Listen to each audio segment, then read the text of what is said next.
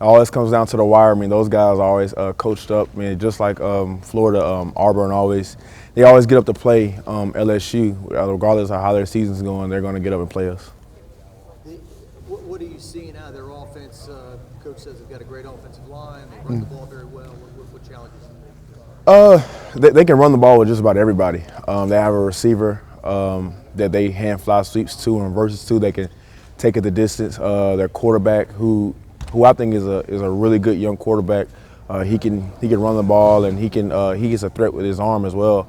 But their O-line is a legit SEC West O-line, and that's going to be a hard O-line to play against. Are you seeing a lot of like tempo, start and stop with them, kind of change pace? I mean, Auburn gets you with Auburn does everything that the defense hates. They go fast, and they try to mess you over with eye violations. They show you one thing and try to hit you with another.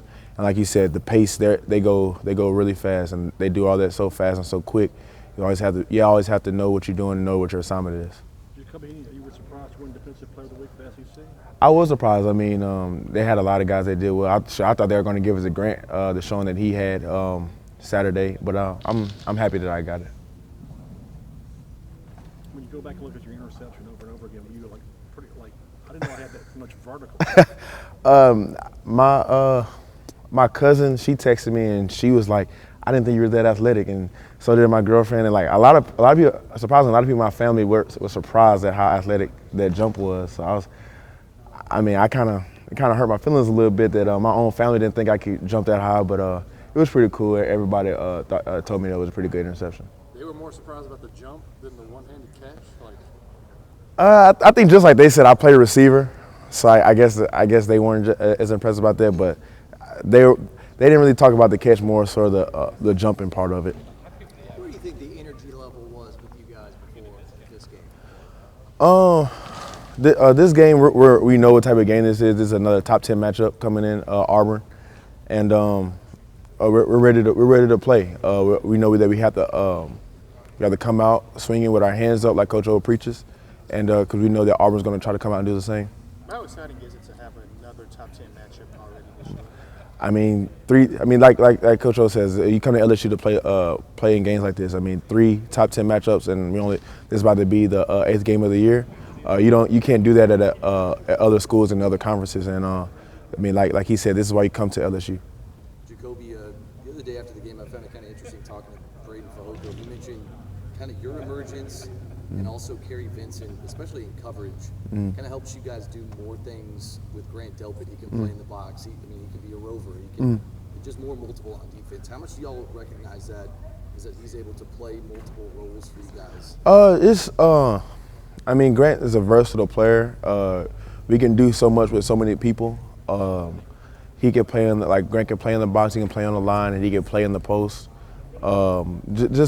Everybody has a wide range of talent and just different techniques that we can use and put on the field, and it also makes the offensive coordinator's job hard to personnel us and try to put different personnel in different matchups on the field. As a defensive guy every day in practice, trying to wrangle up Clyde, because he's so shifty, he probably a series of back-to-back dupes. I mean, is he really that tough to bring down? Oh yeah, I remember. I want to say like a couple of weeks ago, Coach Bush came in and he said this running back that we're about to play is a really tough running back to tackle. He kind of said he's Clyde-esque, and I looked at Coach Bush and I was like, this is the first time I'm like, I can't agree with you on that one. Clyde is a really hard back to tackle. We tried to tackle him all spring and all fall. I mean, tackling him when you feel like you accomplished something tackling Clyde, because I mean he's so low to the ground, he's shifty, he's powerful. I mean he's just every back that's built into one. Coach O said that when he walks into a room, I mean, he's got the confidence of like a 6'4". Oh yeah. 40. I mean, did that go into it too? Yeah, I mean Clyde's personality isn't his height. He's a big spirited guy, big heart guy, and he plays like that on the field. I mean, the things that the way that you describe how he runs, you wouldn't think he's a guy that's under 5'9", 5'8", 5'9" type of guy. You think that he's a Derrick Henry type size guy, and that's how he runs, and that's how and that's the type of confidence that he has in himself. What is it like trying to tackle? I mean, just having so many things, man. Because you want to bring some power behind you, but you don't want to leave your feet because he can move. He's agile. He can move, and he can be one place in the blink of an eye. He can be in another. So you don't want to just lunge. And if you're kind of light on your feet and on your heels, he's powerful enough to just run you over. So there's just all that. And then like if you try to kind of come in there slow and trying to read him, he's fast enough to get around the edge.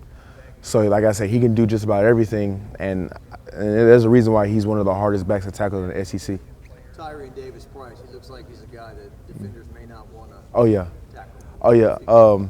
When we went against him in fall, I kind of messed with him. I'm like, man, we in practice and you trying to run all the defensive guys over. But after practice, I brought him to the side, man. I said, I love the way that he runs. I mean, he puts his shoulder down and he finishes his runs. And so I get hyped up when I see him get the ball and he's rumbling down the field, man. I'm excited for him. You guys haven't had a lot of close games, and when you go into this one with Auburn, it seems like everyone is decided by less than 10 points. Are you leaning on the Texas game? Are you leaning on the Florida game to kind of know what it's like to have someone be with you all the way? Of course. I mean, that's one of the things about having a schedule like this. You're battle tested. We've been in a nail biter with Texas. Like you said, we were going back and forth with Florida, and to say that we played those games already and we came out victorious, we know what to do to win this game. We just got to go in and execute our game plan and listen to what the coaches have to tell us. And when it's time to unleash that and execute that on Saturday, we just have to do that. You mentioned that your family's giving you some grief about your athleticism.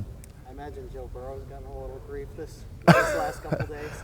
Yeah, I mean, me and Joe we kind of laughed at each other out there. We was doing like a little like conditioning thing, and he kind of pulled the ball and he kind of messed with me about he didn't think I could get that high up on that catch, but you know, it's all fun. I mean, as long as I brung it down, that's all that matters. Yeah, but I mean, now is Joe Burrow getting some grief Oh. for what happened on Saturday? His pants getting pulled down. Man, I just try to block that from my memory. I don't want to think about that, man. I don't want to think about Joe Burrows, but I know you guys are kind of, you have to really dive into the film just yet. But similar to Florida, they've had a tendency to run two quarterbacks out there at certain times. Have you seen that too much, and how difficult was that against Florida when it kind of changes the pace? I mean, like you said, it changes the pace. When we played Florida, they had one quarterback that could throw the ball, and you try to make in-game adjustments to stop him, and then it's kind of like, man, they throw in a whole nother quarterback, and that's more adjustments you have to do.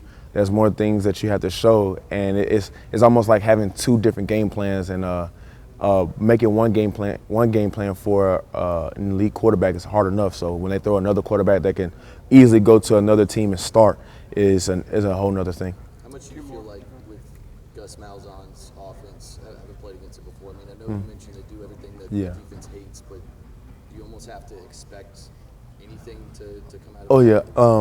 Coach Malzahn is one of the most creative coaches in college. I mean, that's president.